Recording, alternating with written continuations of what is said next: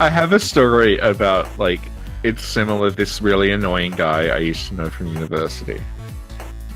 He was sitting he was sitting, like, with his back to these two girls who were talking, and then one was, like, complaining that, oh yeah, my boyfriend, like, he's moved to another town, it's really far away, it takes me, like, 3 hours to go and see him. And he was single at the time, and was like, I'm like, well, I would be lucky to have a girlfriend, and I would never complain about anything like that. And he goes on and on and on about no. And then he turned around and looked at them and turned back and went, God, she's not even attractive.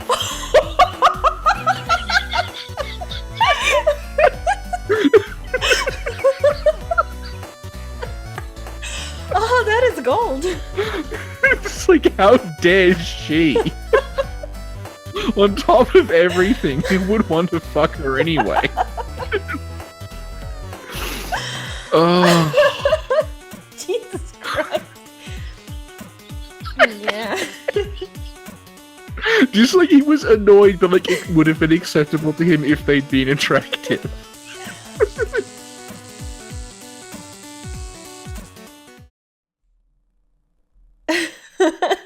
I mean, I think it's hilarious. So that could be a good intro, like GSF showing his claws, man. This kitten has claws. Oh! It's like, and now I just imagine the sad cat that's crying, but then he get like claws, but he's still crying. You know when cats get old and they can't retract their claws properly? No. Mm, Oh, that happens sometimes. that's sad. Yeah. Okay. Oh my god, next door's cat, the one that like is old and kind of fat and can't jump very high. There was some food on, like it was up high and he couldn't get up there. And he just sat there looking really sad. Aww. Because he couldn't jump up properly. And I had to get it down for him and then he was all happy. Yeah. I think that story is a good metaphor for our relationship, where I'm like, I really want to know this lore, but I can't get it. And then you just like gave it to me. Yeah. Yeah. You are a bit like a cat, I think. Because I sleep all day and want snacks all the time. Yeah, and the way you're just like, fucking get over it. Not even in like an angry way, just like, get the fuck over here.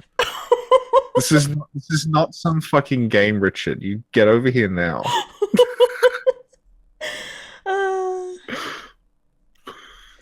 But yeah, sometimes I get little flavors like cat food sachets for the cat, and I give them to her, and if it's like a flavor she doesn't like, she just sniffs it once and looks at me like, the fuck is this? You know very well that I want tuna mornay. This is diced liver in gravy. That does sound like me right there. Oh. Okay. Okay, we're doing this? We're ready? Doing it. Yep. Okay, so for reference, the actual podcast begins 37 minutes, 25 seconds after we...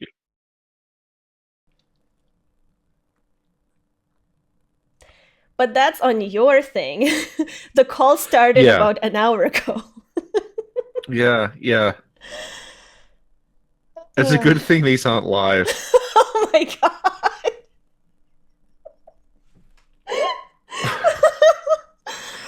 Oh, there's a reason why the stuff that it says that is said before this point is not in the podcast.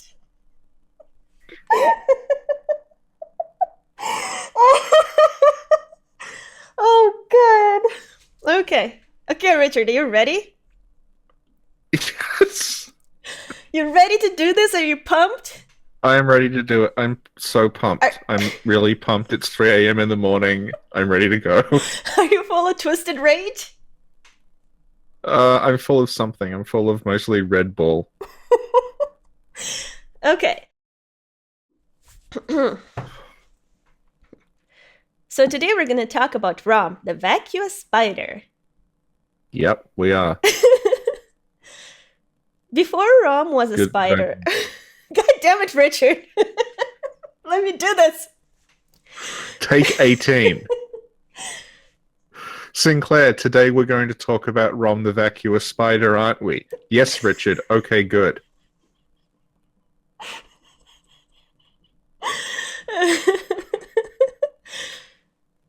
Before becoming a spider, who was Rom? We assume Rom was one of the Bergenworth scholars.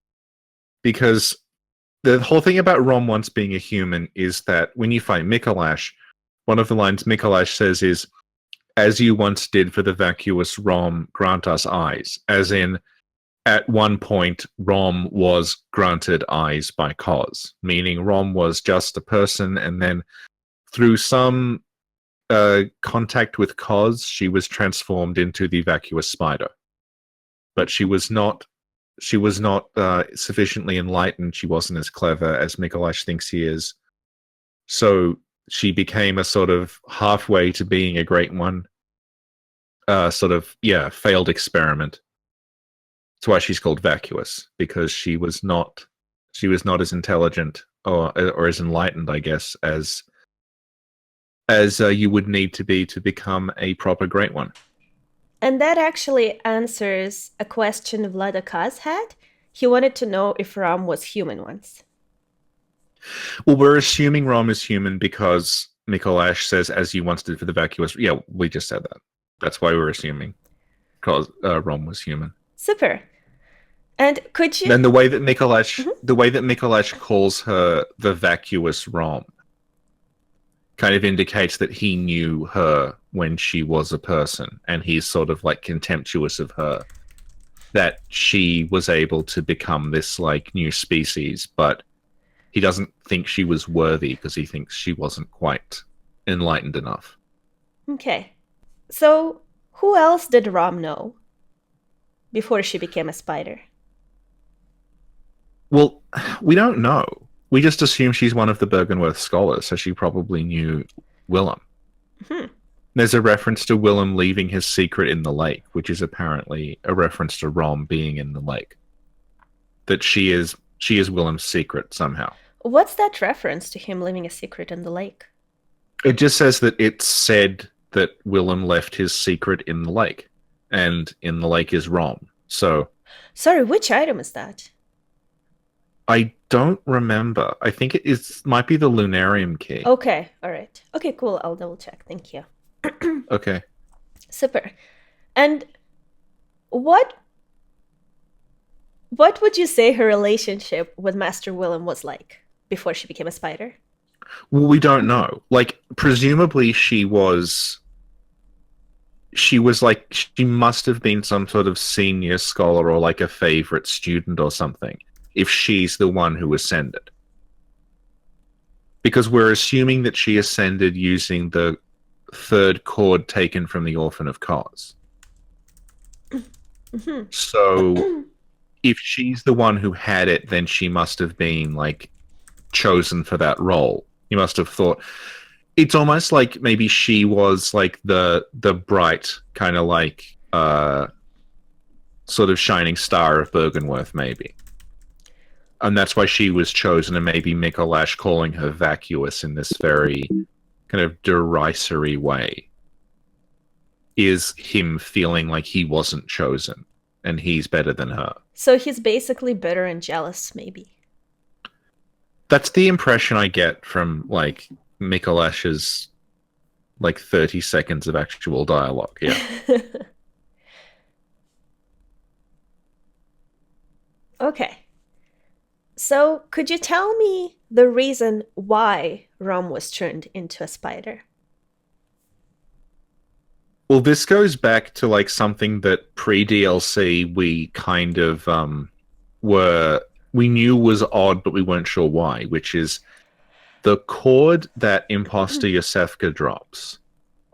It doesn't mention where it came from. It just says that it's the cord that Willem sought. Because the other ones mention a specific great one. But then this one is just kind of there. Like, what's going on?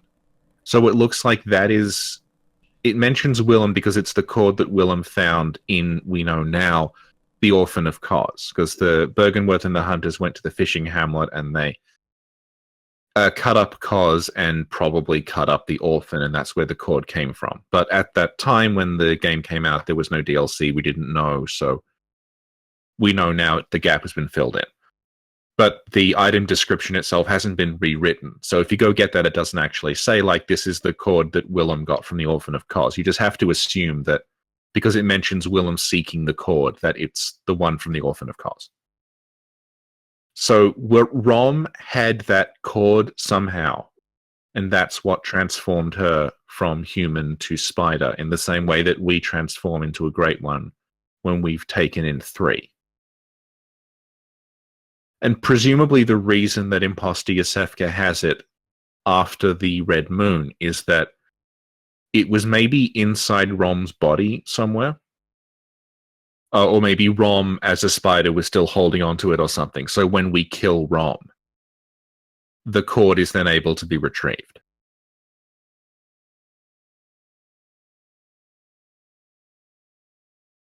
So yeah, it's what we go through in the ending when we become a great one after taking in 3. Rom took in 1, and she became... Rom is not technically a great one. She's what the game calls kin of the cosmos, which is kind of like a proto great one. It's like a beta great one. And there's a note in the lecture hall that says 3/3 chords. So presumably what happened is that they tried with 1/3 chord. They produced Rom, who is, it's a step in the right direction, but she was basically a failed experiment. She wasn't enlightened enough. She became this sort of, the vacuous spider. They realized, we actually need 3 of these things. But they never got their 3rd one, so. But Rom herself does not drop any cords when you kill her.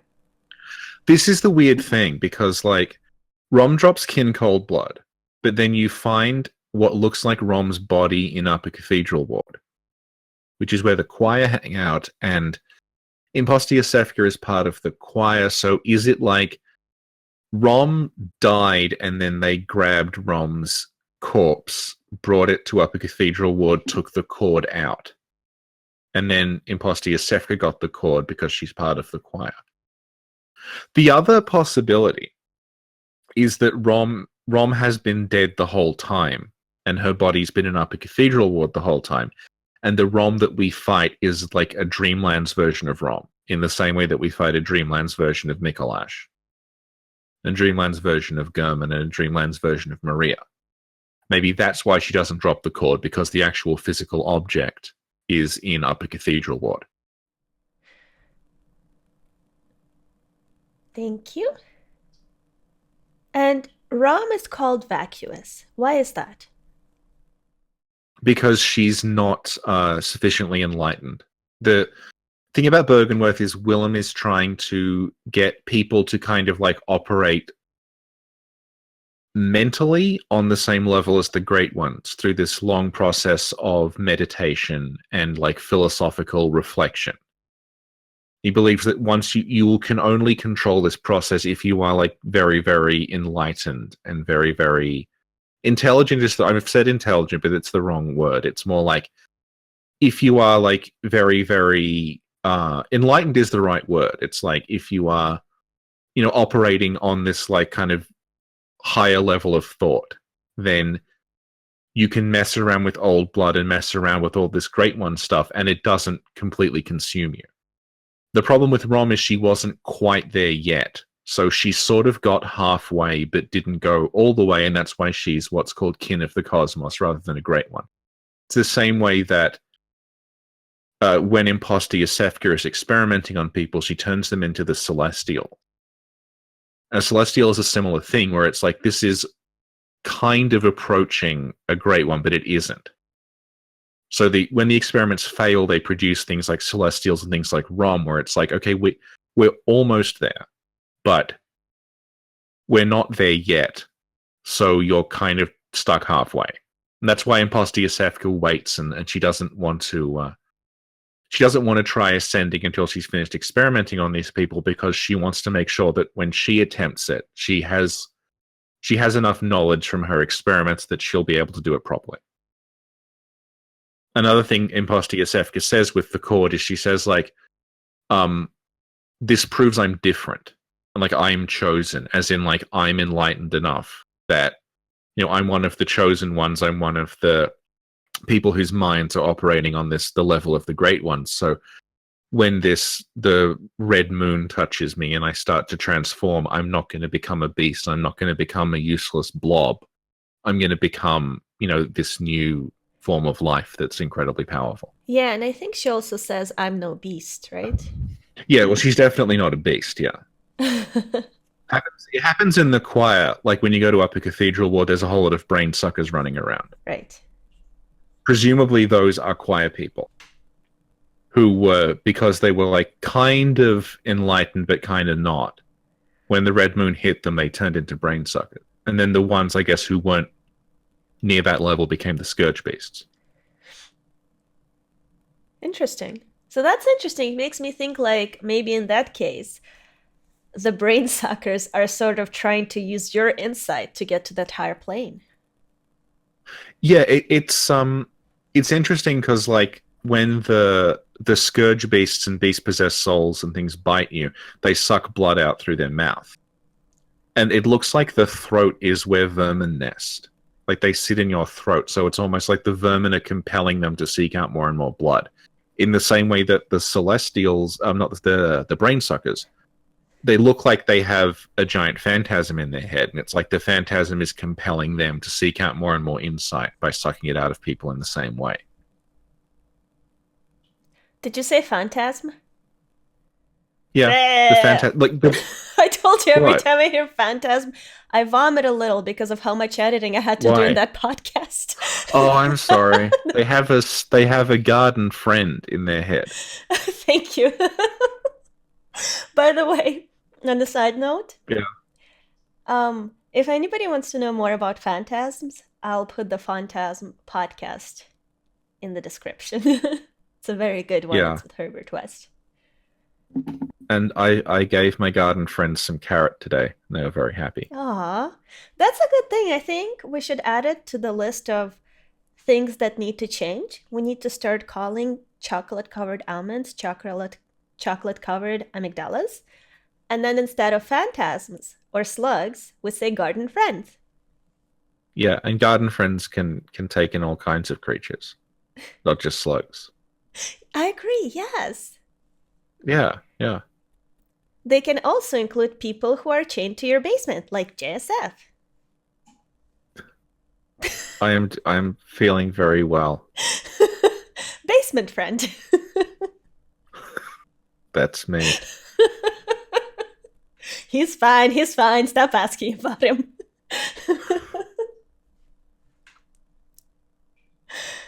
Okay. Okay.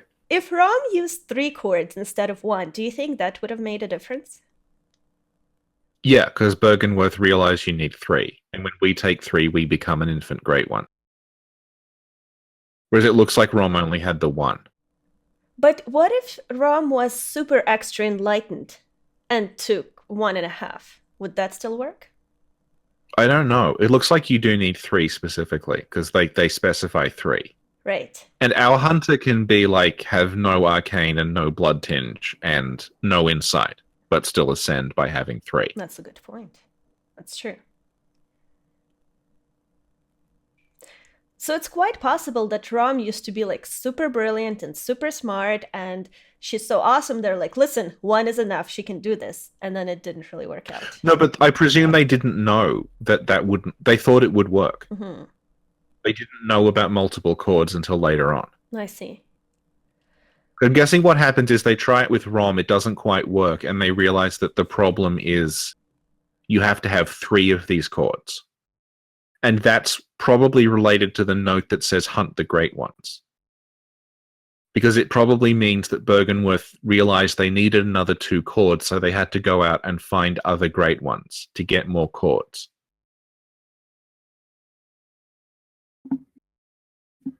And that's probably why the research hall, probably why the lecture hall ended up in the nightmare.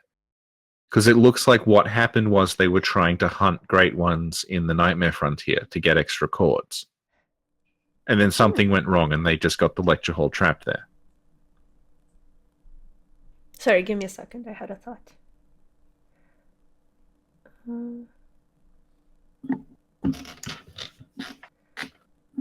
She could have probably transformed using the pinnacle of rune technology. But only Carol had access to that. But everybody knows if you use that, you don't even need cords or insight or anything. Like you can do it in your house. You just need the pinnacle of rune technology. Carol's like, Willem is dead wrong once again.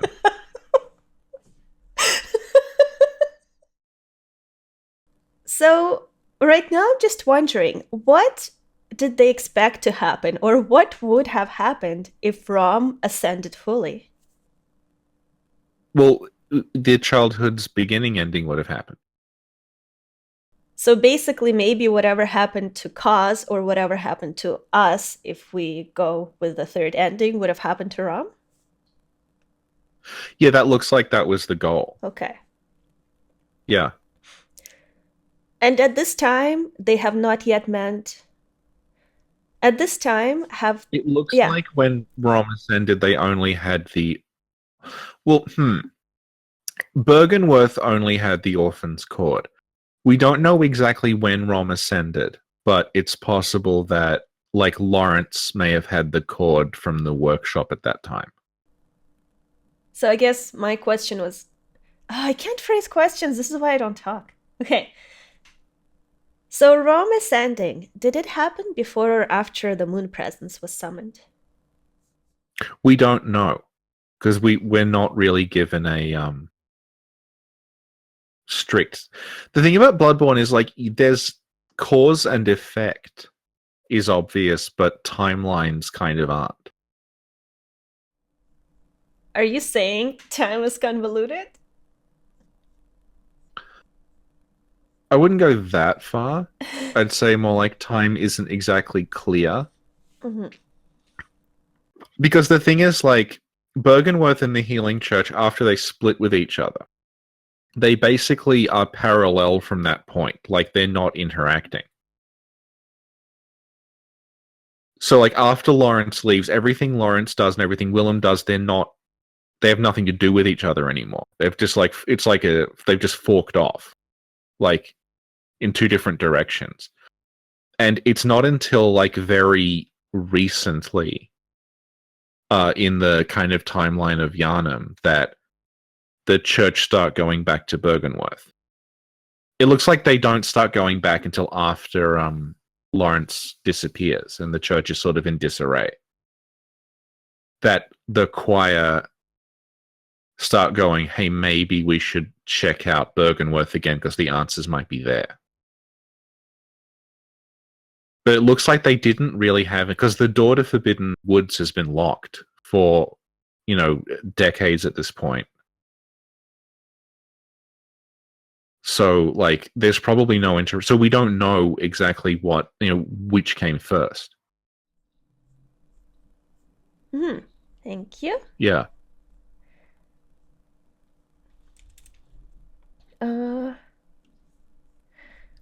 Sorry, let me organize this. I'm just taking quick Do we want notes. to talk about how Rom is in Lower Thumaru? Can we talk about it after? Yeah, okay. Yeah. Yeah? Okay. Yeah. Okay, so 3 chords. So when we get to Bergenworth for the first time? Yeah. And we meet Willem for the first time. Yeah. We learn a lot from him. He's like, He really, like, they build it up for ages, and you're like, I wonder how they're going to resolve this. And then you finally meet Willem, and it all makes sense.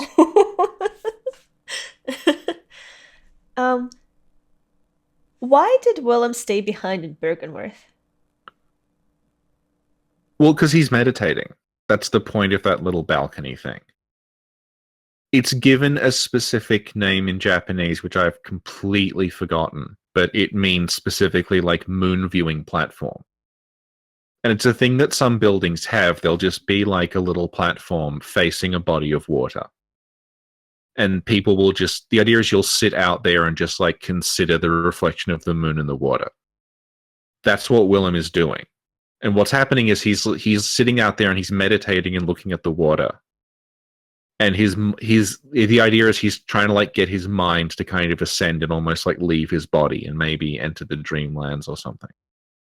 So he's not like, the implication a lot of people got when they first played Bloodborne is that Willem was like senile, that his brain had just like rotted away or something, and he's just like going because he doesn't, like, he's lost most of his like functions.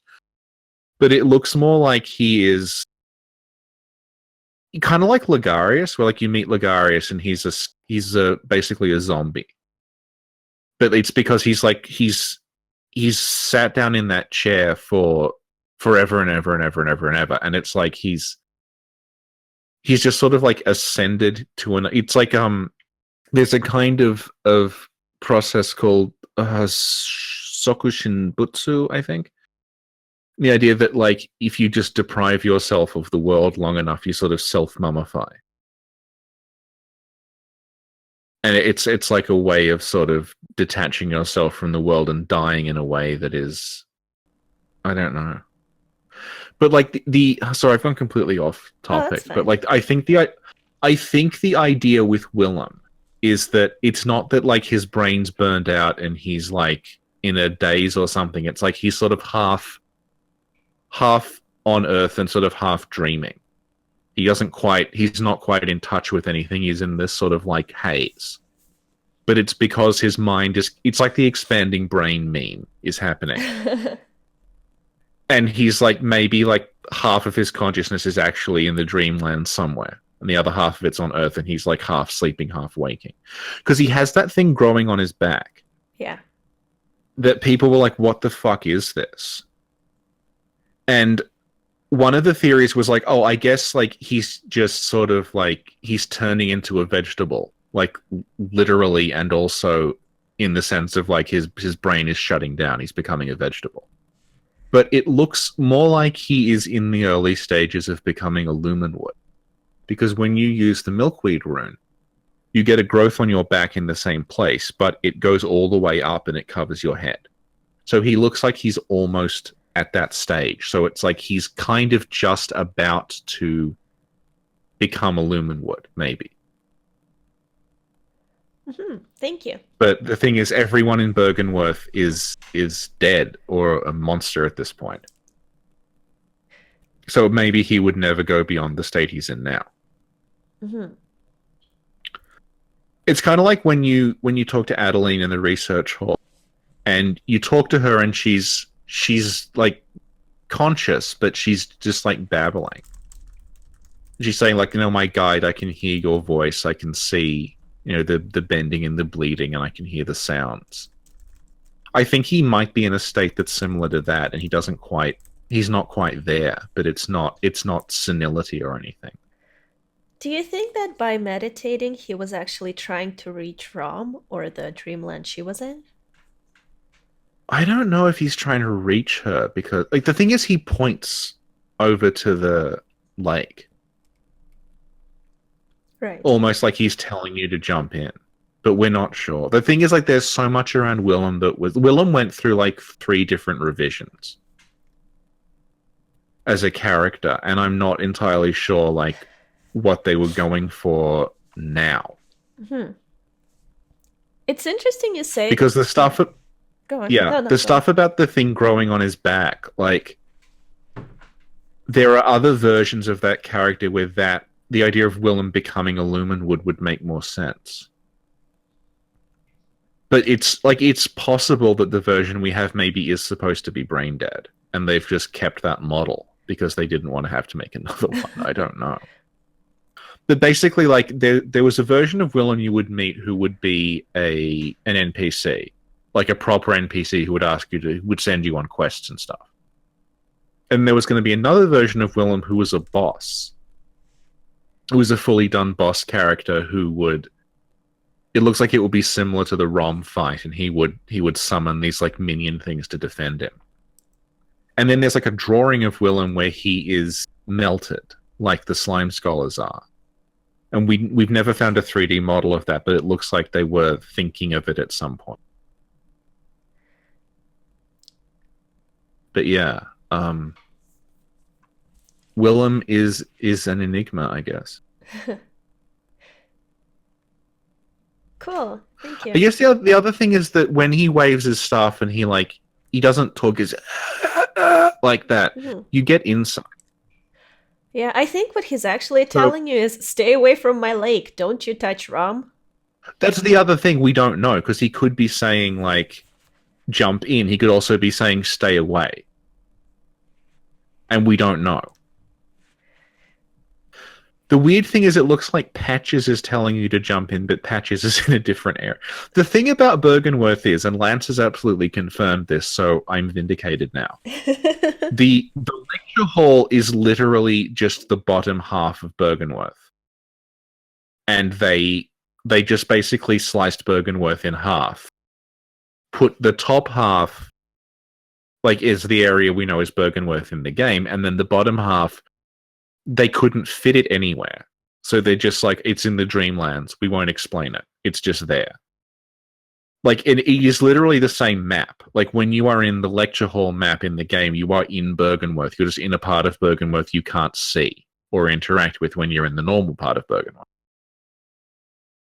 So, like, and Patches in that area, he says, like, he talks about you having fast feet. And then he says, like, throw yourself to the walls, take the plunge, which doesn't make sense if he's telling you to go through a door, which is what, as far as the finished game is concerned, he is doing. But the reference to, like, having fast feet, throw yourself, take the plunge, that does work if he's telling you to jump off something. So I think the plan was he would tell you to jump off the top of Bergenworth to meet Rom. But wouldn't it also work when he pushes you off the ledge or something? Yeah, it might. That's the thing. We don't know. And the weird thing is, like, when he pushes you off the ledge, you can see him on the wall. Yeah. And if you can shoot him down and he dies. But then if you go up to the ledge, you get pushed off anyway. Patches works in mysterious ways. He really does.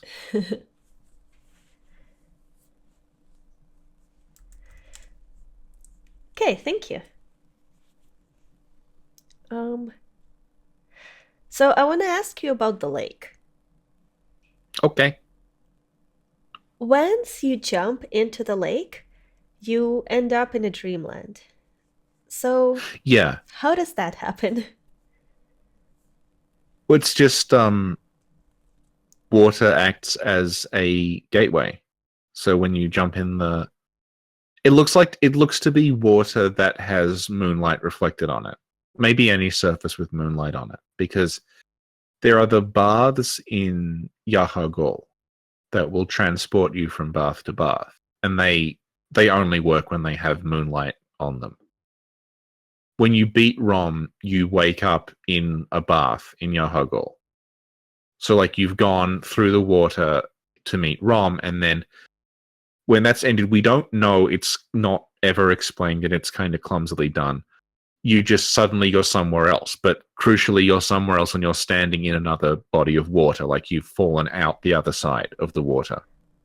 Mm-hmm. You also have, like, Mikolash is able to jump through mirrors. Right. During his boss fight, if he wants to, he can hop from one side of the arena to the other by jumping mirrors that have the moon reflected on them. Do they, though? Yahagolet, yeah. Aren't they all on the inside? They're on the inside, but they have an obvious, like, moonlight sheen on them. Like, they're glowing and shimmering in a way that other mirrors don't. Oh. Like, there are mirrors all over Yahagol that look to be like the ritual in Yahagol involved reflecting light from all these mirrors. Mm-hmm. And you also have, like, the messengers appear from the bath of water.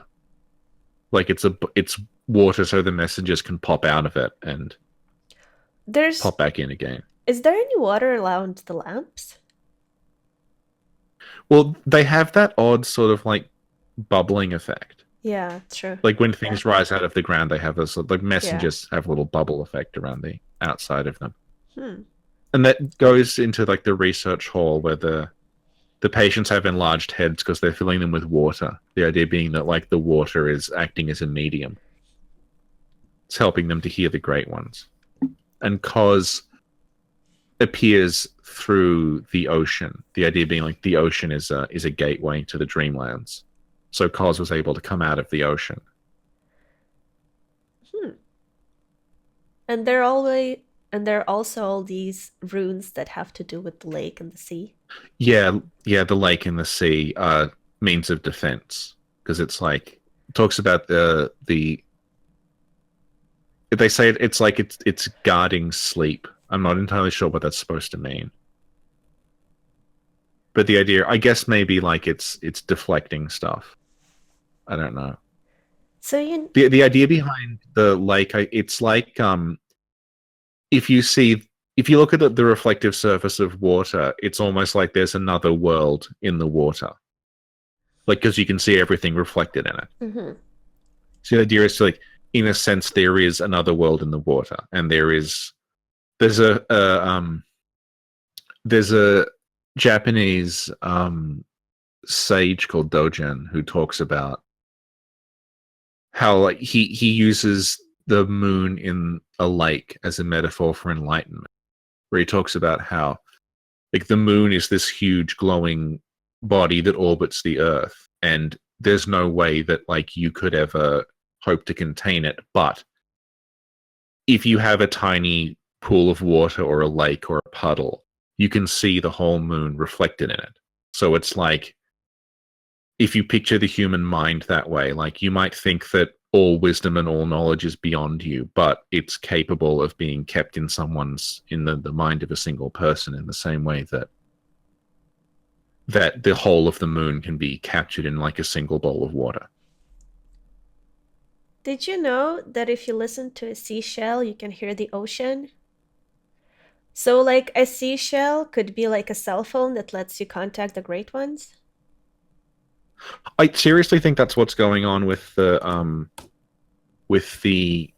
research or patients. Really? Because they talk about like there's a sound in their head as the water is like churning around. So like they're listening. Like they say like overtly like listen to the sound of water. So I think the idea is like there's all this water like slushing around inside their heads, and the noise of that is like churning around, and it's forming into like the voices of the great ones. And that's what ends up happening with Adeline when you give her all of that brain fluid. She starts saying like I can hear like this voice talking to me. And that's what produces the milkweed rune, because her head was so full of all this stuff that was like slurping around that this carol rune that's the voice of a great one was like revealed to her just through that. Yeah, and the Milkweed rune says that it's a transcription of inhuman, sticky whispers that reveal the nature of a Yeah. celestial attendant. Yeah. Yep. By celestial attendant, I think they might mean the phantasms. Hmm. Cool. The idea behind milkweed is that when you have milkweed, you have these things wrapped around your hands. Those are, I think, supposed to actually be slugs that are like wrapped around your limbs. Because the cos parasite says, yeah, it stimulates the phantasms.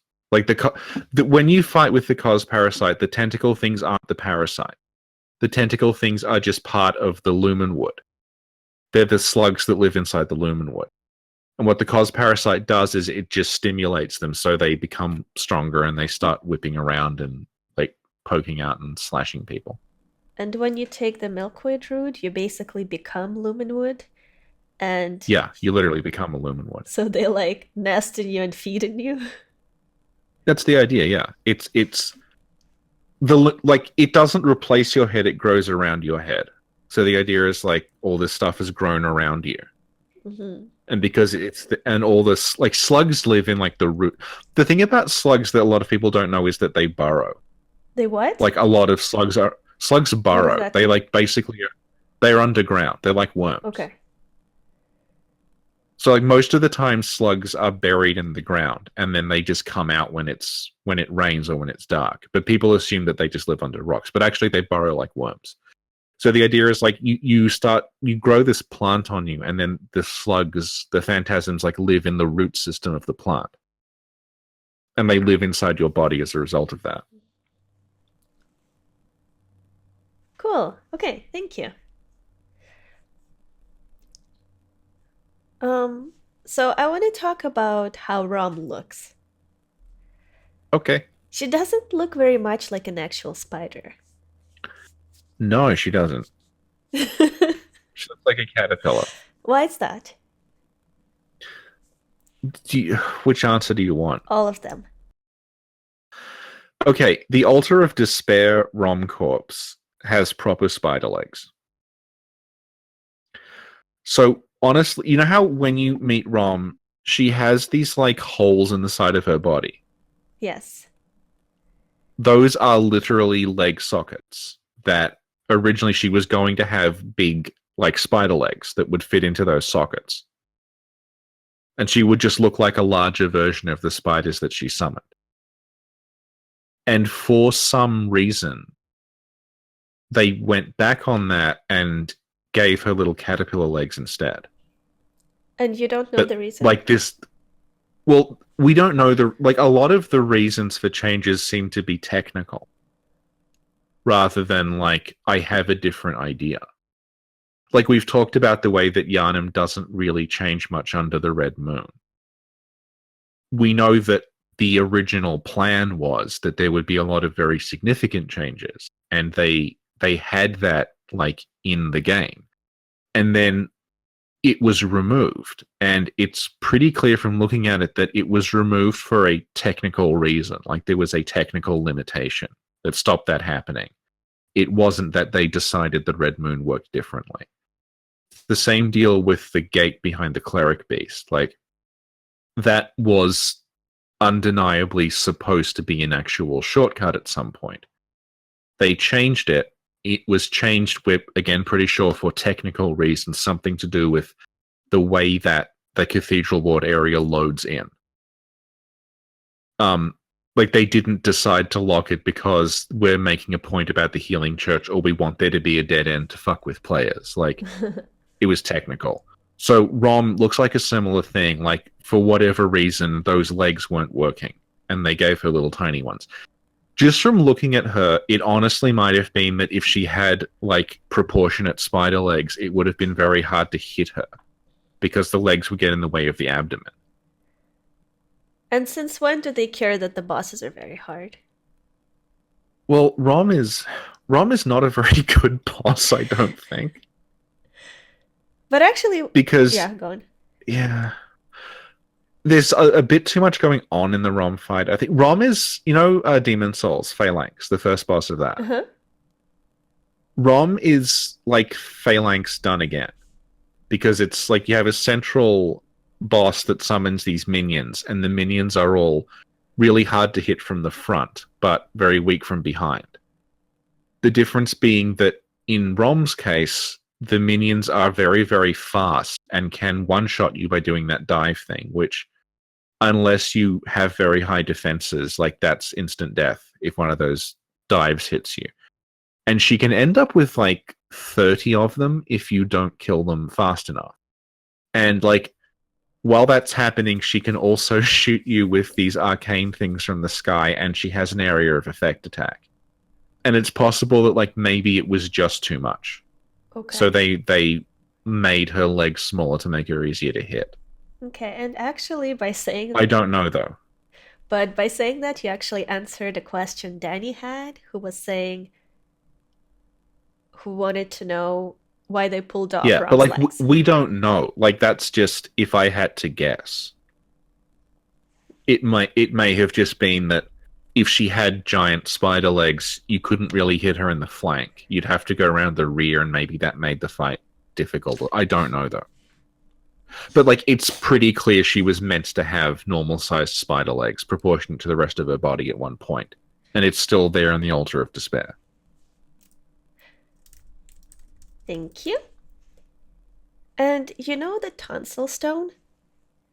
Yeah. I kind of find like the tonsil stone looks like Rom's head without the eyes.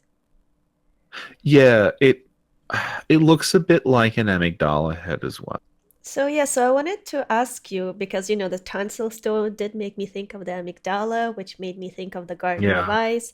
Is there a connection between like Rom, Oh, the tonsil? Garden of Eyes stone looks like Rom's head. Looks way, way more like Rom's head. Oh, you mean the Garden of Eyes stone, which is the thing they hold in their hand. Yeah, Yeah. that thing, right? The side that you see has a spider design on it. But the other side of it, which it's harder to see, but you can if you like kill one and look at the rag doll. The back of it is covered in eyes. Right. It kind of looks like Rom's head, and it has like a hole kind of thing that looks a bit like a mouth. It kind of lines up with where Rom's mouth. It looks a lot like Rom's head, but it's also a lot more symmetrical. Yeah, and a few months ago you were trying to figure out what it means. Oh god, yeah, like I was killing Gardens of Eye, like on the staircase in Bergenworth and hoping that they would die with one arm hanging down so I could probably look at the stupid stone. Did that give any results? No. The thing about the Garden of Eyes is that I think you have to assume they come after Rom. Like, I think you have to assume that Bergenworth create Rom and then the Gardens of Eyes come later on, because if they were created at the same time, then like everyone in Bergenworth would have transformed at once, which is maybe like then who wrote the line about 3/3 chords? Like, how did Mikolash know about Rom? Things like that. If everyone turned at the same time, Did your cat break so it something in your looks. room? No, she stood on a saucer Oh, no, what? and on like a plate, a Okay. china plate. Okay. She stood on one on the way. She hopped in through the window and landed on. Nothing broke. Oh. Yeah. Hello, Ingrid. She's sitting in my lap now. Oh, so cute. She's here to listen about the lore. She's cute. Well, no, she hasn't got headphones on. It's okay. She can sense me because I'm a cat and she's a cat. We communicate. She does. She does like Bloodborne because it means the PS4 is turned on. She can go to sleep on it because it warms up. Yeah. So, like, I think you have to assume that, like, Rom comes first, and then after Rom, they do another experiment, and that's probably what produces the Gardens of Eyes. Cool. Because I don't know how else you would, like, if everyone turned at the same time, then like Bergenworth would just have been wiped out. But there's evidence that they keep doing stuff after Rom. Awesome. Thank you. And God, can we talk about how that stone doesn't frenzy you? Because I see that brought up a lot. go ahead. So when Gardens of Eyes jump on you, there's this like frenzying. They do a frenzy attack on you. And what happens is like there's this very, very high pitched noise, and they're holding the stone behind your head, which gives the impression that like that stone's producing the noise that's making you frenzy. But like I have studied this a lot by like taking blue elixirs and deliberately getting attacked by Gardens of Eyes and getting it from all these different angles. So like just trust me on this. What is making you frenzy is the Garden of Eyes bites you when it jumps on you. It just like starts chomping on you, and that's what frenzies you. It's nothing to do with the stone. Cool. Thanks. Did you know I have a really deep lore video about the Garden of Eyes? That is probably your best video, I think. Oh, thank you. I think everyone should watch it. And just, if anything in the Pale Blood Hunt contradicts it, like, just ignore it. Also, if anything in Richard's videos contradicts it, you should ignore it too, Yeah, and probably. if anything, like, in the game itself, on Meph's wiki contradict, just ignore it. If Miyazaki himself says no, that's not it. Just ignore him. Well, the thing is, people do that already. Like Miyazaki could come out and explain exactly what something was, and people would say it doesn't count because it's not part of the canonical game anymore. But it wouldn't happen because I know for a fact Miyazaki will be like, no, no, her lore is correct. Yeah, he might be. Yeah, he seems quite nice. He'd probably just smile and nod and say that's possible. And yeah, you'd be like, did Ludwig kill Maria? And it would be like Miyazaki brackets laughter. Well, that's one interpretation, I suppose.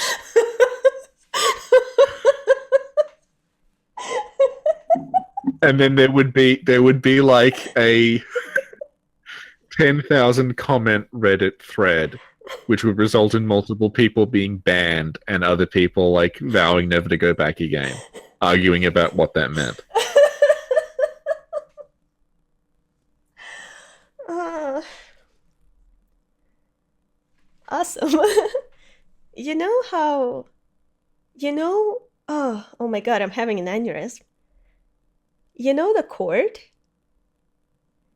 The ROM cord. Yeah, how it has Yeah. little black dots on it that I think kind of look Oh, like, they all have that, yeah. yeah, and I think they kind of look like Rom's eyes. They do a bit, yeah. I think they're supposed to be like look like eyes. But all the cords have that. It's Yeah, not just ROMs. Yeah. yeah. The thing about the cord is it's not supposed to be an organ that we recognize. Because people thought initially it was literally an umbilical cord. I guess because they've never seen an umbilical cord before. But it doesn't look anything like one. It's called like the reason it's called a third cord or the cord of the eye. Because it's like the way it's described is this is an organ that like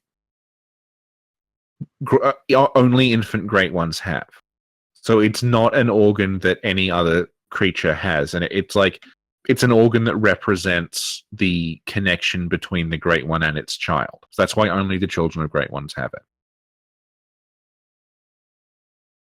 And I think the idea is this is much clearer in the Japanese, but it says like um this organ is the precursor to the umbilical cord. And that might be why the children of great ones die. It might be because like there isn't a proper umbilical cord connection between the parent and the child. They only have this organ that it's like a proto umbilical cord, but it's not actually an umbilical cord. So this question, So maybe the idea, yeah. yeah. Okay, good. Yeah, just go on. So I wanted to ask you, not for me, but for other people who don't speak English, when they say precursor to the umbilical cord, what do they mean? Like it becomes the umbilical cord. Okay. It like yeah, pre-umbilical cord. And so you're saying that there is no proper umbilical cord? Well, it looks like the way it's like this is a precursor to the umbilical cord. Like they don't, I guess they don't have an umbilical, and that might be why they die Okay. because they don't have a proper connection to the parent. Hmm. But the other weird thing is like Yanam's kid and Ariana's kid. They're both children of great ones, but they're conceived inside a human or like humanoid anyway. So like maybe the idea is that then they're not connected to the great one parent, but they are connected to the. Although like we see the whole of Ariana's pregnancy and it takes place over like an hour. Yeah. Like it's not a normal birth. So but yeah, it could be that the whole thing is that children of great ones don't have a proper umbilical cord, don't have a connection to their parent, and that's what kills them. And that maybe like if you have enough of these, you can actually get a proper connection to a great one. Sorry, if you have enough of what? If you have enough cords, Okay. like Right, yeah. maybe enough of them together is enough to create some like quote unquote umbilical cord that connects you to a great one. So when we consume the three chords, who or what does it connect us to for us to ascend? I don't know because I don't even know what consume means in this context because like Rom's chord has been used already and it's still there. And like there's a chord that's used to beckon the moon presence and it's still there. So like when we use them, I don't exactly know what it, because people were assuming that you like ate them, Yeah. but I don't think that makes a great deal of, because like it's like using Madman's knowledge. Like that's a skull. We don't eat the skull. We're just getting something out of it. Presumably, like you could leave that skull behind, and then I guess someone who doesn't know what that skull knows would be able to use it. Right. Right. But it doesn't look like the cord is actually quote unquote consumed. It looks like we can just use it once, and then for the sake of the game, it's like just removed from the inventory. Right. Yeah. Right. Cool. Yeah, and like the Mensis's cord, like it's already been used to contact Murgo, but you can still get it. Hmm. And you know Yeah. how Rom has like flowers or something growing on her? Yeah, yeah. What does that mean? A lot of Great One related things do have flowers growing on them. Like there's that centipede thing you find in Bergenworth. That's got a flower growing out the top of it. And when we become a lumen wood, we grow flowers out of the top of our head. So the great ones just want to be pretty. I think the idea is that because like a flower works by absorbing light from the sun. That because the moon is really important in Bloodborne, that these are flowers that like they take in stuff from the sky and from the moon. Like the idea, like a lumen flower is not a real flower, but if you imagine a lumen flower as like the moon equivalent of a sunflower, Yeah. that it's like a flower that blooms and it absorbs from the moon. They kind of make a bit more sense that like because the moon is so important in Bloodborne, like light and reflection and stars and things, that there'd be these flowers that absorb something from the night and they absorb from the moon and from the cosmos. So the great ones in the kin kind of being plant-like. Like the celestials are very much like a mushroom as well. Hmm. And the way that certain, like the amygdala is named after an almond, which is a plant, and like the winter lanterns are named after a flower as well. You mean in the Japanese version? Yeah, well, the flower's name translates to winter lantern, so it's the same name. We just Okay. got the literal version of it. But like, there is a flower called the winter lantern. And you said the I amygdala think is the a idea, flower? well, it's just almond, so it's named after an almond, as in Almond is a the flower? nut. Well, it's a plant. Oh, okay. It's a snack. Well, the weird thing is that they look more like moral mushrooms, Oh, right. but they went with Yeah. almond. I don't know why. Yeah, Hmm. So, you know, the first time I played Bloodborne, I was like already super confused about everything. And then yeah. when I encountered the word lumen flower, I Yeah. was like, oh, I always thought they were called sunflowers. I guess I was wrong my entire life. I had this moment where I just questioned everything that I knew. Have you seen the glowing lumen flowers in the Nightmare Frontier? Maybe. If you run into that cave system, which I don't blame people for not doing because it's really boring and you die constantly, but there are lumen flowers there that are open and they're like generating their own light. They're like glowing. Oh, right. Yeah. Okay, okay, okay, okay. Yeah, yeah, yeah. That's cool.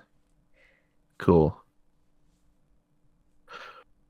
Yeah, so that's probably why Rom has like aspects of a plant to her. Is she absorbing the moon and it goes She into her might be. body? I think it might honestly be something like that. And that's what powers the great ones? Like, you know how the Energizer Bunny has the Energizer batteries? So the great ones have like Yeah. flowers? Did you ever see the Energizer commercials with Jacko in them, the big Australian guy? No. They're a treat. Briefly, in place of the Energizer Bunny, they used a guy called Mark Jacko Jackson, who is a large, obnoxious football player from Australia. And he was an Energizer. It just keeps going and going and going. And he would oh god, he briefly had a singing career. He had a song called "I'm an Individual." Oh, that guy! You sent it to me, Yeah, right? that guy. I send it to all people I know to explain why the country is the way it is. Um, and he is briefly the Energizer like mascot because he's effectively a living cartoon character. Cool, thank you. Okay, cool. Cool. And when you meet Rom, she's not hostile. No. So Yeah, I don't know. she's kind of like a Briatus, I guess. They're just chilling Well, around. we've mentioned this before, but like pretty much everything after when you touch Lawrence's skull, there is no logic, like narratively holding it together. It's just things happening. I don't mean that the story doesn't make sense. I mean why we do the things we do is never hinted at. Yeah. Like Rom's place in the order of things makes sense. Is that Rom is stopping the Red Moon, so when you defeat Rom, the Red Moon comes down, which completes the Mensis ritual, which destroys Yahogul, etc., etc. Like that all makes sense, but why we kill Rom is like completely up in the air. We just do it.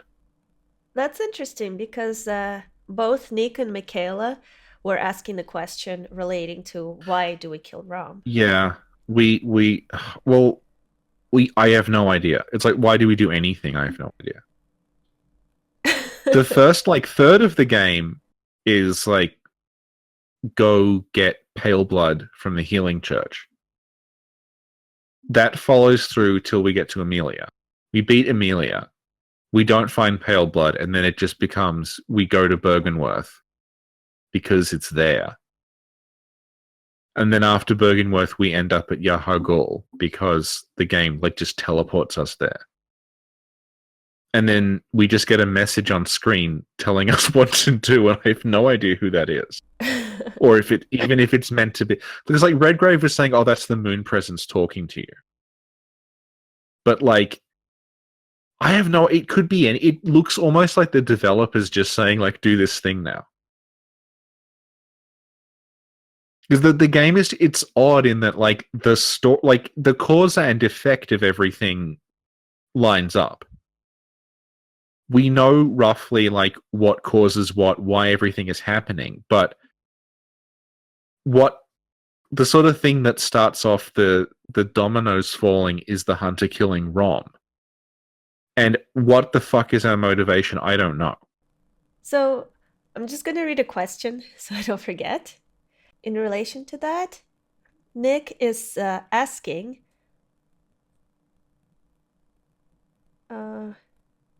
Rom is holding back the Mensis ritual and we don't want the ritual to succeed, so why do we kill Rom? And Michaela asked, do you feel there would be any other way for the hunter to free Murgo without killing Rom? I got no idea. I have no idea at all. The thing is, like, the exact relationship between Rom and the Mensis ritual we did not understand for a very long time. And what is the relationship? Right. It was partially like we didn't know because it talks about Rom is like obscuring the ritual. So it was like, does that mean Rom is like helping Mensis because she's obscuring what's going on in Yahogul? No one knows about it. Or does it mean that Rom is obscuring Mensis, as in she is obscuring what they're trying to do and they want to get rid of her? And if that's true, like, is the choir person there, is she trying to protect Rom? Is she trying to kill Rom? Because it looks like that when Rom dies and the Pale Blood Sky happens, that wipes out the choir. So, thankfully, when they did the Old Hunters, they gave you very, very explicitly a Mensis summon to kill Rom. You can fight Rom by summoning Mensis Scholar Damien. He will fight Yuri for you, and then he will. So, the game is telling you definitively Mensis want Rom dead. whatever Rom is doing, she is not actually helping Mensis. Or if she is helping Mensis, it's completely inadvertent. The choir do not want Rom dead. That note that says something like, enlightenment need not be shared, that note is near where Yuri is standing. So the idea is like Yuri wrote that note. She's saying like, we need not share enlightenment as in the pale blood sky. Spider needs to stay there and not share this enlightenment with her because it's going to fuck everything up. Okay, thank you. So, yeah.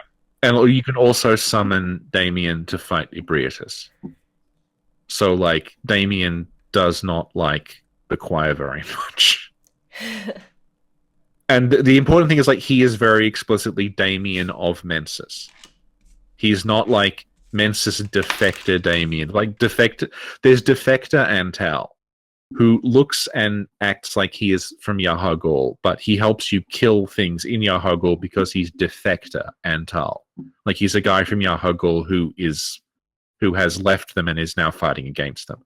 Damien is always Damien of Mensis, and he wants Rom dead, so presumably Mensis all want Rom dead. And Damien is doing what they want to do. So there we go. It was finally explained with an NPC summon. And at which point do you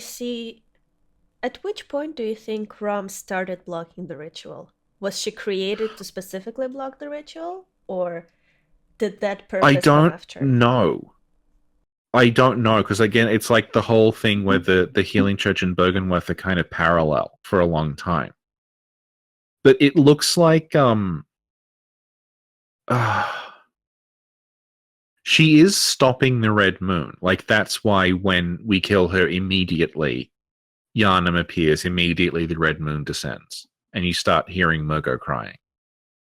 Because Rom is acting like some kind of... She's blocking it somehow.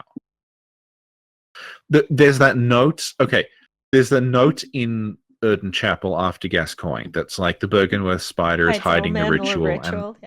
Yeah. And our master is obscured, which I always thought meant Willem.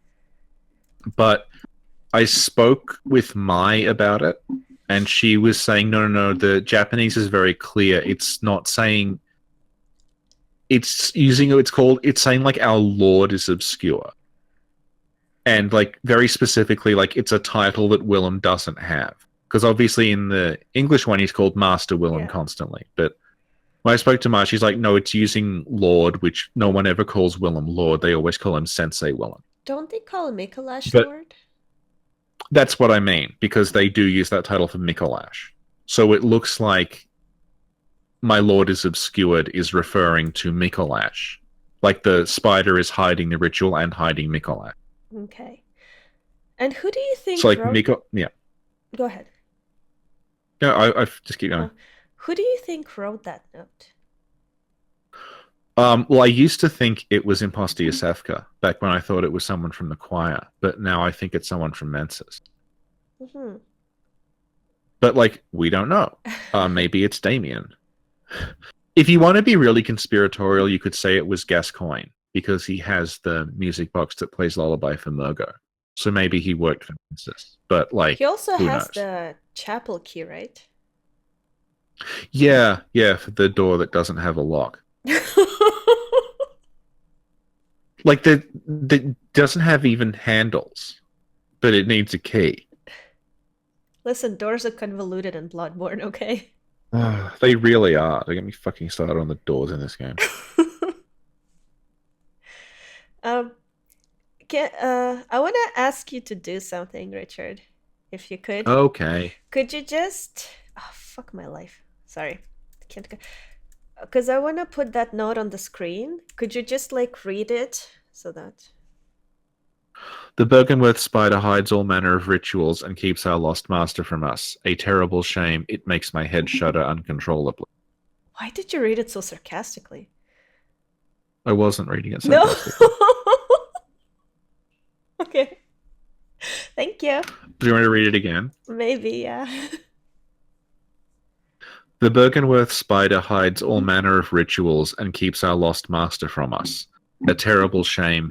It makes my head shudder uncontrollably. Thank you. That's all right. That's all right. It'll do. The Sinclair law motto, that'll do. Because you sound. I guess it's because you're tired. You're gonna go to sleep soon, right? So. No, it's because a lot of the writing is not very good. So it's hard not. It's like the Archstone descriptions. Yeah. Like, they just read really weirdly. So if you try to read them normally, it sounds really off. Can you read it like an Archstone description? No. Richard, but it's your talent. People thought it was hidden content. I'm very impressed that they thought my terrible reading of Archstone description was some kind of cut content from the original game. That's fucking awesome. What are you talking about, bro? Oh, man. Okay. So. Oh, do you know? Do you know if the lyrics to her boss fight reveal anything to us? Does it even have lyrics? I don't know. I don't think it does. So there are no lyrics to her boss fight. If it has lyrics, then Bellringer Cat hasn't transcribed them. Okay. It's possible it has like vocals, but I don't think it actually has discernible lyrics. Do all the other bosses have lyrics? About half of them Okay. have like discernible Latin lyrics, yeah. Okay. Okay, cool. Thank you. And you know, there are little spiders that sort of drop down from the sky, I guess, during the fight. The Romlets. Is that what they're called? No, they're called Children of Rom, but I call them Romlets. So I wanted to ask you, where do they come from? I think those are supposed to be the other scholars that were transformed into spiders. Because they drop Madman's knowledge. Huh. Which, it's very, very rare. I've only gotten it a couple of times in the, 50 times I've played Bloodborne. But, yeah, they very, very rarely drop Madman's knowledge. Which, to me, kind of implies they were human. So when exactly would they have been transformed, and how? When Rom transformed. I guess at the same time. So did they all just transform by proxy, or? Yeah, there might have been some, just explosion of Great One energy happened, and then Rom was in the middle and she became the big spider, and then all the other ones became little spiders. Oh, cool. I don't know, though. They just drop out of the sky. I have no idea. And yeah, when they drop out of the sky, where were they before? In another dream? I have dream? no idea. Who knows? They just appear. But that would make sense. You know how we drop down from... I just thought of something. How we drop down in a similar way. So maybe they were chilling in another dreamland. Maybe. And they're like, oh no, Rom needs help. Let's jump into a lake. Lance discovered a bunch of weird stuff about that jump, by the way. Oh, really? Like what? Because in order to stop you dying, it has to make you invincible as you're falling. Huh. Interesting. So you can't die as you're falling, and then, it's the same map. There is literally just a big drop down. Uh-huh. And it makes you invincible and then turns the invincibility off when you land. So, the two things it's useful for are you can shove Yuri off the side, and it doesn't work for her, so she just plummets to her death and goes splat. Aww. The other thing that's genuinely useful, it's situational, but it can help, is if you're about to frenzy, if you jump off, then the invulnerability takes over, so when the frenzy hits, you don't actually get damaged. Nice. That's cool. So if you've been frenzied by Garden of Eyes and you just don't want to die, just jump off the side, and then you will just frenzy during the invulnerability period, and then you can Hunter's Mark out. Awesome.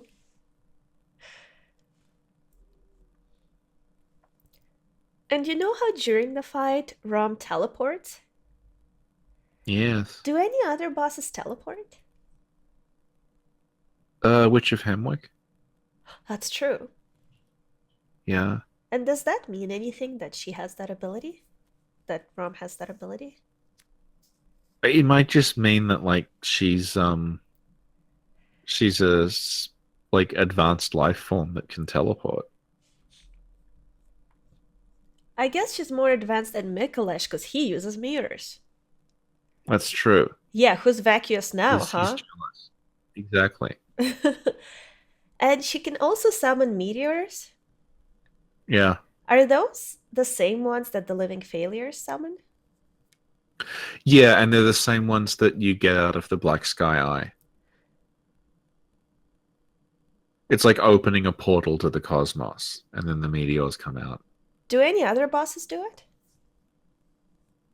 Um, Celestial emissaries or celestial mobs, do they do it? yeah, well, the celestial emissary and Ebrietas, they create this like cosmos effect, and then those like beams come out, which, according to A Call Beyond, are like the remnants of an exploding star. Mhm. So like it must be creating like a portal to space, and that's coming out. Augur of Ebrietas is similar, where like you basically just create a little portal, and Ebrietas' tentacle comes out and whips something and goes back again. It's kind of like the whistle, too, right? Yeah, the whistle. Yeah, that creates a like link to the nightmare, and then the snake pops out. The snake in general, like, is just popping out of wherever it can find blood. Mhm. Happens to the shadows of Yharnam, and it happens to the.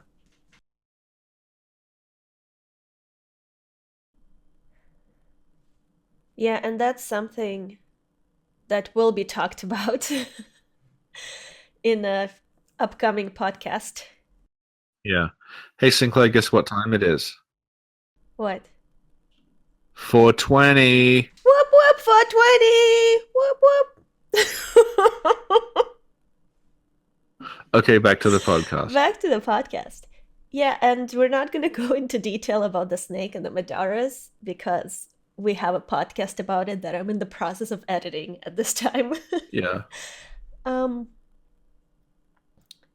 okay. So when you defeat Rom, she drops certain items. Could you talk about them? Kin Coldblood. Well, she drops Kin Coldblood, which I think is. It's not the first time you run into Kin Coldblood because you find it in Canehurst, but it's the first time an enemy drops it. Like, you find it on corpses there. Okay. And basically, she drops it, and if you read the description, it talks about how kin are the cosmic kin, and they're related to great ones, but they're not great ones. So it's a way of just saying, like, yeah, the thing you killed, it was almost a great one, but it wasn't quite. And then you get a trophy that says you have defeated the great one, Rom the Vacuous Spider, and everyone argues about it. Oh. She is kin as far as the game. Oh god, as far as the game is concerned, she is kin. She takes bonus damage from kin weapons, and she drops kin cold blood. So, yeah, there's more saying she is kin than she isn't. So she's kin. And what does that mean exactly Yes, again? kin is just like it's like family of the great ones, like kin of the great ones, but not actually the great ones. If she successfully transformed into a great one, would she be great one without the kin part? Yeah. The thing is, the great ones you fight do. There's a certain enemies and bosses are flagged as being kin, and you have blood gems that are described as kin hunter. If you have a kin hunter gem equipped, you do bonus damage to things that are kin. All the bosses that are explicitly identified as great ones don't take bonus damage from that. So the Moon Presence, Amygdala, Orphan of Kos do not take bonus damage from kin. But weirdly, Ebrietas does qualify as being kin as far as that is concerned.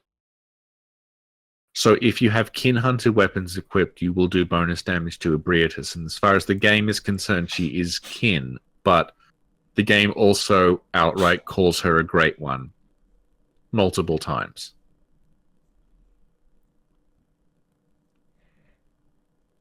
So it's up to you. The thing about great one is, like, it basically just means superior life form. So it might be possible that something can be a great one and kin at the same time. Mm-hmm. But weirdly, like, Ebrietas is also talked about that she was left behind. They call her like abandoned Ebrietas and left behind Ebrietas. And they always talk about her weeping. And I think the idea is like she's a great one, but she's not super powerful. Like she's a very, very weak great one. And that's why she's left behind, because presumably all the other great ones, like, abandoned their bodies and went off into the dreamlands, like Kos and Amygdala and the Moon Presence and Erden. Whereas Ebrietas is, I guess, not strong enough. So she's left behind. So she's this like she's more like Rom than something like the Moon Presence. Mm-hmm. But she's still called a great one. I don't know, like they call the Amygdala, they say like the Amygdala are all great ones, but they're also a species. So I don't know. Okay, hang on. Thank you. Um, you encounter Rom in a chalice. You do. Why? It's a very good question. The thing about encountering Rom in the chalice is it's not a random chalice. Like there are set chalices and there are random chalices. The set chalices seem to be telling a specific story. Like they ensure you encounter certain bosses in a certain order, and then you can do the root ones later on that are the random ones. So the thing about Rom is she's fought in Lower Thumaru, and the chalice that you fight her in, like, it's kind of designed around Rom. Like, the very first thing you see on the floor that Rom is in is the back of one of Rom's spiders. There's one in the hall in front of you, and it's like it looks like a deliberate set piece, so that the first thing that happens in that dungeon is you walk out and you see, wait, is that one of Rom's spiders? And then it turns around and you goes, oh, Rom. And you find like there are the non-Rom spiders, the Nightmare Apostle spiders are like everywhere in that chalice, and so are other Rom spiders. So it doesn't look like they were just messing around, oh, what's a good boss? I'll just shove Rom in there. It looks like they are trying to like foreshadow this is important to Rom. Like we're foreshadowing that Rom is going to be the boss, and then you meet Rom specifically. And like they give you two summons to fight Rom with as well, who are different tomb prospectors. So it looks like, because the way that the game does chalices all seem to represent a different point in time. There are things that happen in the chalice dungeons that have happened in the past. So I think the idea might be that that's maybe where Rom was created in Lower Thumaru. Because the Augur of Ebrietas item talks about they found the phantasms in the chalice dungeons, and then that started this inquiry into the nature of the cosmos inside the labyrinth. So maybe like that, whatever this inquiry was the ritual that created Rom. Like they took the Orphan of Kos's cord like way down into the labyrinth, all these Bergenworth scholars, and they were like meditating with the cord and messing around with the old blood and the phantasms down there. And then, actually not the old blood, because Willem would have banned it, but actually we don't know if Rom predates Willem banning blood or not.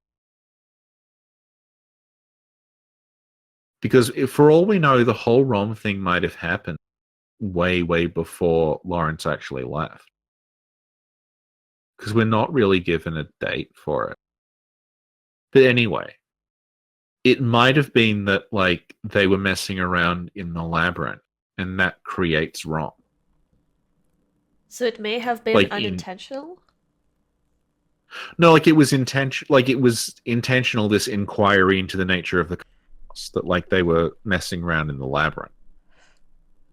Like, because that's where you find phantasms, and maybe they brought some stuff down with them. and they Right. created Rom in Lower Thumaru. Okay. And interestingly, like it says that that inquiry led to the founding of.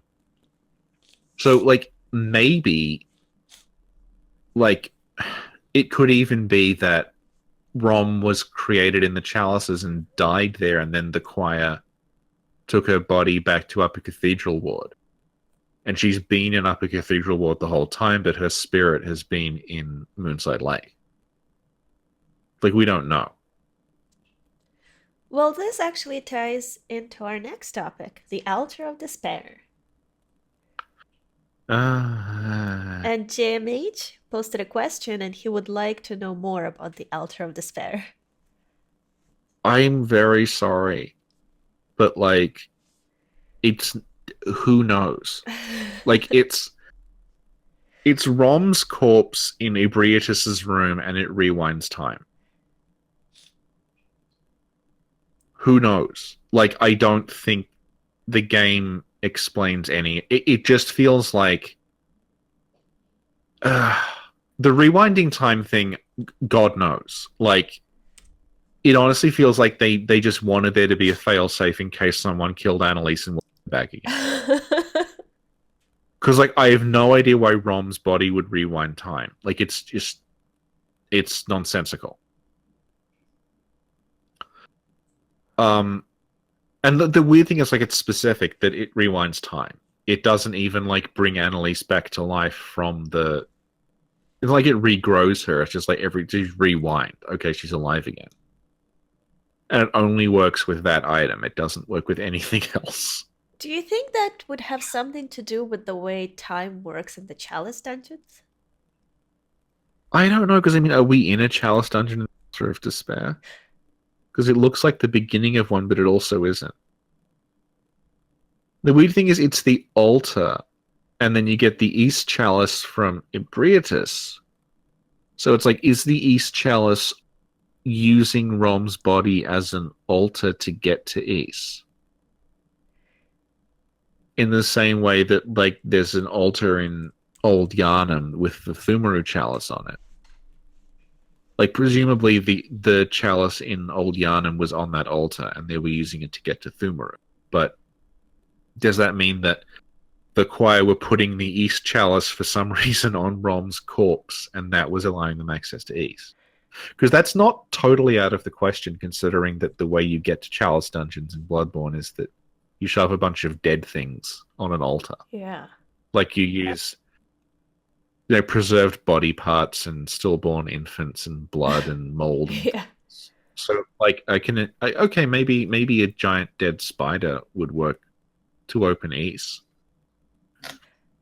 Because we do use graves, right? So something is dead there. Yeah, yeah, yeah. And it's even called, like, it's specifically called the East Gravestone, like the East Chalice Dungeon. It's not called East, it's called East Gravestone for some reason. Huh. Yeah. And And like yeah, Ebrietus appears to be crying over Rom.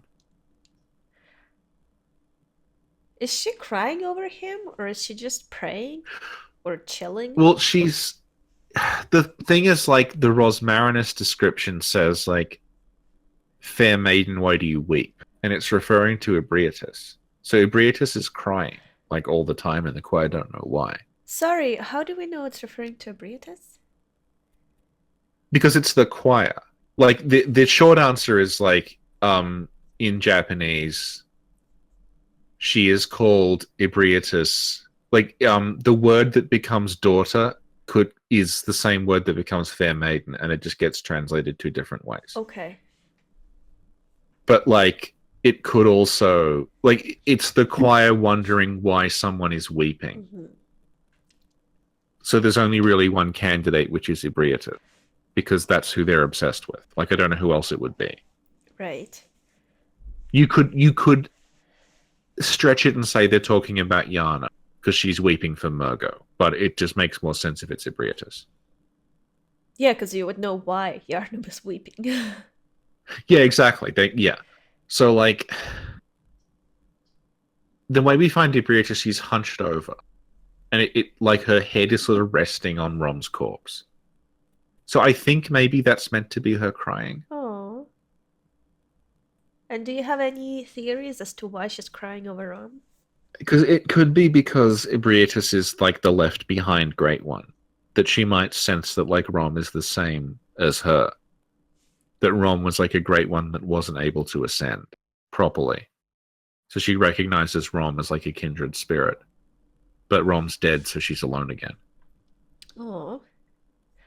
Yeah. So would that mean that Ebrietas, although she looks like a great one, she actually can't or is unable to enter dreamland?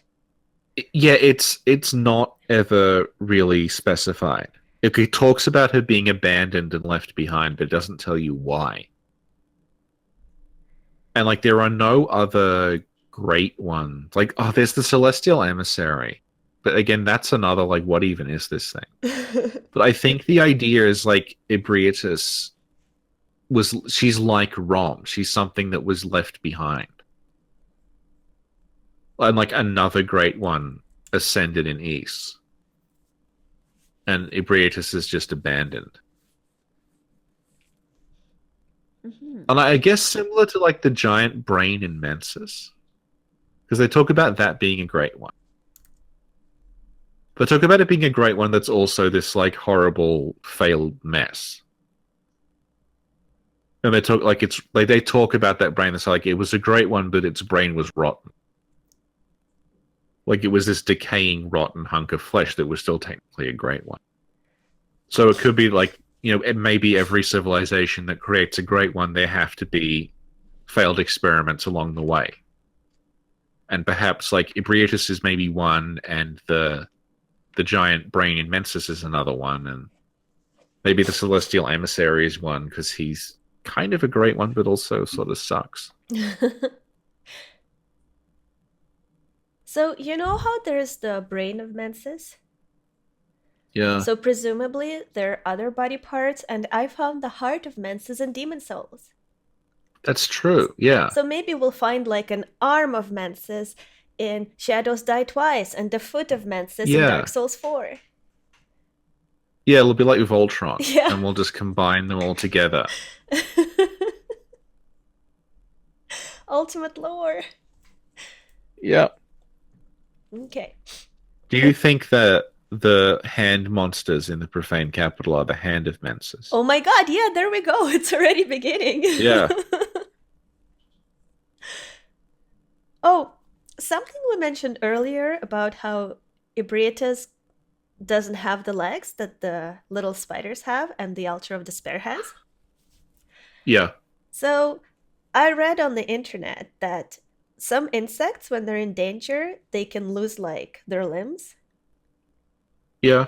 And I wonder if something similar may have happened to Ebrietas at some point. You mean Rom? Oh, sorry, I mean Rom, yes. Yeah, yeah. But the thing is, Rom has legs. She just has little tiny caterpillar Yeah, ones. but the big ones are missing. So I wonder if somebody else Yeah. tried to like kill her, but she like kicked Yeah. their ass, but she lost her legs.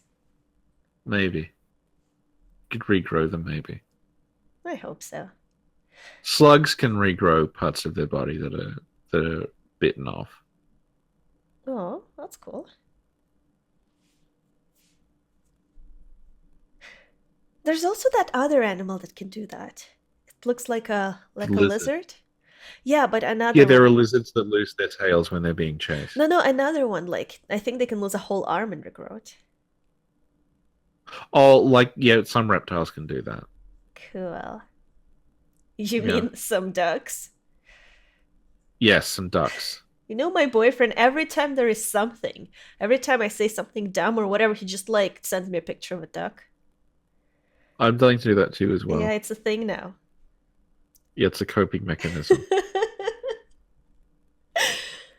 um, so once you defeat Rom and you go back to the Yeah, Hunter's Dream, the doll tells you yeah. something.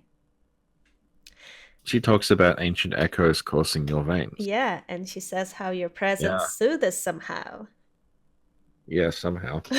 What does that mean? Why is she It's saying a, that? it's a popular word when talking about Bloodborne, somehow. somehow by killing a spider, we become a calming influence. Perhaps she's frightened of spiders. Oh my Now that the god! spider is gone, she's like, oh, thank fuck, I can sleep now. Bro, that is. Do you know what happened one time? Okay, so one time, that's back when I was living with my parents, I was just whatever Yeah. on my bed, and I noticed there was like, I think I was just like lying down reading a book or something. There was a spider next to me on my pillow, like a little tiny spider, but I freaked out. I Yeah. started screaming. I like jumped out of the bed, and then I didn't know what to do. And there was a plate on the table, so I took a plate, I threw it at it, but I missed, so the plate broke. And then my sister like rushes into the room, like, what's wrong? What's wrong? What's going on? And I'm like, there's a spider on the pillow. And you should have seen her face. She was like, are you for real? So she literally just picks up the spider and like walks off. She was like, this poor Yeah. spider is traumatized now. So I understand the Yeah. doll. Now that you put it that way, I understand her. Yeah. Makes perfect Yeah. sense. Yeah, I don't know. I'm glad we sorted it out Yeah, canonically. yeah, me too. Yeah, because I mean, the doll is such a poor facsimile of Maria that she probably is afraid of spiders.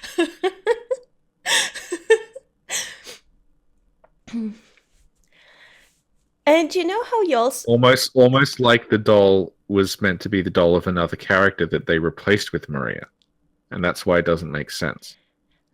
well, But we're not allowed to say that because it's not canon. but you know what? You told me something really interesting the other day, and that you said that Maria was made for the DLC, right? Yeah, And not. all evidence points to that. Yes. Mhm. And I didn't get what that means. I'm like, okay, so. And then you were like, well, Sin, that means that initially there was another explanation for the doll, and that Maria was added in Yeah. later to sort of fill in the gaps. Yeah, the doll and Gurman's apprentice were. It's pretty clear that they had another explanation that didn't end up in the finished game, and then Maria was created after that to tie up those two loose ends in one character. But like that's why people are like, well, the doll's nothing like Maria. Like, exactly, she's not. She's like someone else who was removed from the story. But we're going to talk about that, Maria and Yeah, the doll, another time. A story for another time. Do that in Aldia voice. A story for another time. That's not Aldia voice, that's Aldrich. What does Aldia talk like? He's like drunk. He's like, that's a story for another time. We'll just use that. No, God, no. That's a story for another time. I'm Aldia.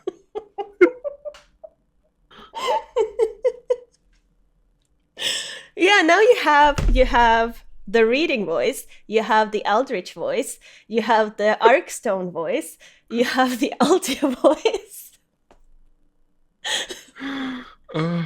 It's more that I just keep forgetting what I'm supposed to sound like, so I sound different every time. Like, read it like you read this, and I'm like, I can't remember what I sounded like. I'll just.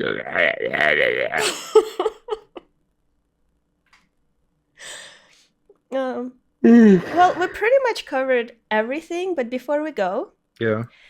if Rom, Are you sure? Didn't we go off on a tangent, and there was still a question about the ancient echoes? I thought that was it. You're right. So, what does that actually mean? I don't know if it's specifically meant to be related to Rom. It may just be like at that point in the story. If you know what I mean. Like, because killing Rom is sort of like you're 2/3 of the way through the game at that point. So it may just be that killing Rom is this, like, she says that because that means you're almost at the end of the game. So you've gone through enough that, like, the ancient blood echoes are in your veins. Well, you know, now that you say it, I think she should be saying the opposite. You're like, hey, doll. And she's like, what did you do? Did you just release the red moon, you idiot? I feel like that's what she should be saying. Say that. Yeah. You fucking ruined everything, you idiot. It's like, God damn it, Ashen One, did you touch the egg? We told you specifically, do not wake the princess. Why don't you listen? Yeah, that's the same. It's like that's like Rom. It's like here's a thing, don't touch it. Oh, I guess I'd better touch it. Don't do it, Hunter. Hunter.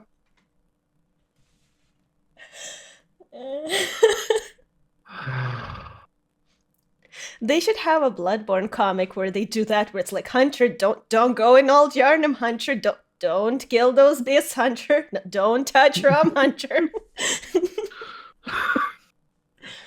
Oh. Oh, you know how there's a whole bunch of spiders in Mensis?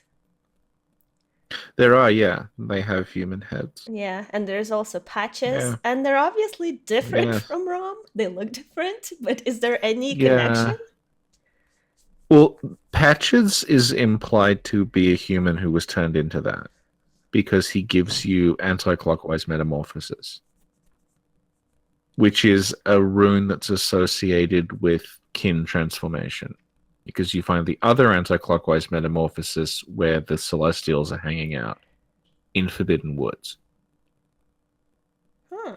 So, like, it looks like clockwise metamorphosis is what we would consider to be like the blood transformations. Mm-hmm. And then anti-clockwise metamorphosis is more like the celestial kin stuff. So It's Patches like the is fact kin? that Patch, I don't know if he technically is, but the way he gives it to you kind of implies, yeah, this was a guy who turned into a Spider-Man. Spider-Man. Yeah, And so the spiders that you find, they may be scholars of Mensis who turn yeah, into spiders? they have that like they have like a bowl cut, Yeah. and they also have that like it kind of makes them look like monks. But the thing is, they have a pendant on, and the pendant has this design on it that matches the designs you find in the Nightmare Frontier. Like the gate in the Nightmare Frontier to the Amygdala chamber, the lift that you take up and down, and the archways that lead to the lift. They have this sort of like swirling pattern on them that matches very closely the pendants. And the Nightmare Frontier is where Amygdala is. And it's where Patches leads you to sacrifice you to Amygdala. So it looks like we don't really get the full picture, but those spider people all seem to be like maybe they're like cultists of Amygdala and they were changed into spider people by Amygdala. Oh, so they're not connected to Mikolash? I don't know.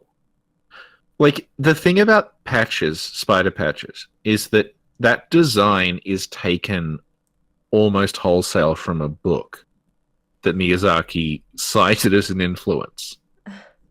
So it's not like I saw a person with a spider head, and went, "Oh, that's Patches." Like Miyazaki specifically said, "Yeah, this book was an influence on me." And if you turn to like one of the pages, there's just literally a drawing of what Patches is, and like the story behind them in that book is that there was a group of people who worshipped a demon, and he turned them all into spider people. Huh. So like I'm guessing like the way that Patches never shuts up at Amygdala and says Amygdala is my god, and like another point is like I'm thinking about a certain god and the way he meted out his love, which possibly means like Amygdala and the way he turned us into spiders. Huh. So it, yeah, I think the idea is that they're like they were cultists of Amygdala and they turned into spider people. It's possible that the Gardens of Eyes were cultists of Amygdala as well, because they have a similar look to them. Like the head is a bit similar, and they have like that tail that Amygdala has out the back. Right. Like they look more like a human Amygdala hybrid than anything else, although they don't look exactly like that because they have wings and the head doesn't quite match up. Mm-hmm. But yeah. You know what you just made me think of? Sort of. You made me like have this scene in my head, I guess, when you said that, What? like Rom transformed into a spider, and then maybe there was like an energy explosion that transformed other people into children of Rom. Maybe, yeah. So I just had this thing where it's like, what if some human transformed into an amygdala and then had this energy explosion that transformed other people like Patches into spiders? Yeah, it might have been. Huh. Like, we don't know. Yeah. And, like, Miyazaki says in the interview in the book that Patches is a human who turned into a spider. And he says, like, and he can still conduct his research, which I think implies that he's either a Bergenworth or Mensis person who turned into a spider. Mm-hmm. And he's still, like, trying to unlock the Eldritch truth, you know, in his own time as a spider in his, like, little lab. Yeah.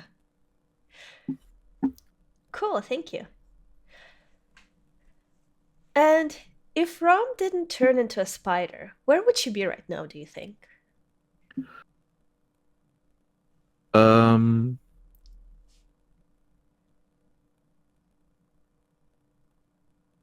Hanging out with Yuri, maybe. Maybe she would be the Mikolash equivalent. How so? That, like, maybe in this alternate timeline, Mikolash turns into a spider. And you fight Mikolash, the Vacuous Spider, and then you go into the Nightmare of Mensis, and Rom is there.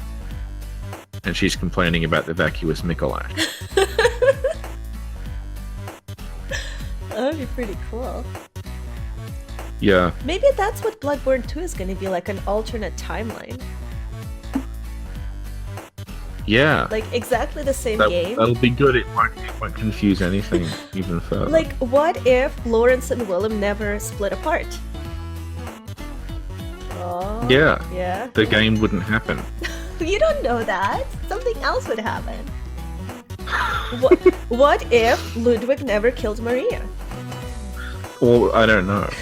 I mean, that's one of the key events in the timeline. So everything would be different.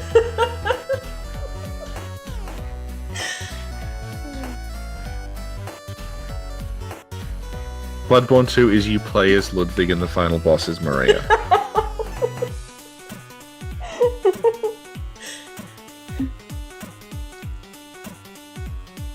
Do you know what I love about that Ludwig Maria video? What? It's like, obviously it was one of the first videos, and like I got the timeline kind of wrong, and I got like a lot of things kind of wrong, but it kind of makes sense, and it was like I put so much effort into it, and it's like really well done. So I think, and there's like all the comments are really like nice and positive, and even when people don't agree, it's like, listen, I don't agree, but like you put a lot of effort into it, and it's really cool. So it's still like it's pleasant. People in the community are really pleasant. Yeah, That's and cool. it's honestly, it's still better than most of the, like, what if the doll is Erden?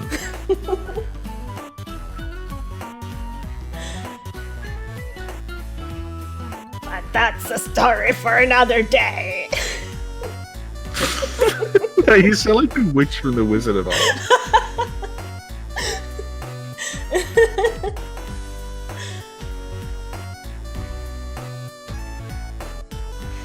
I think that's it, bruh. Good, because it's like almost 5 a.m. We did it! We did it! Hooray! Yay. Well, what? You're going to sleep? We still have to talk about the doll, you piece of shit. Where the fuck do you think you're going? Where the fuck do you think you're going? And I just imagine, like, you just with your...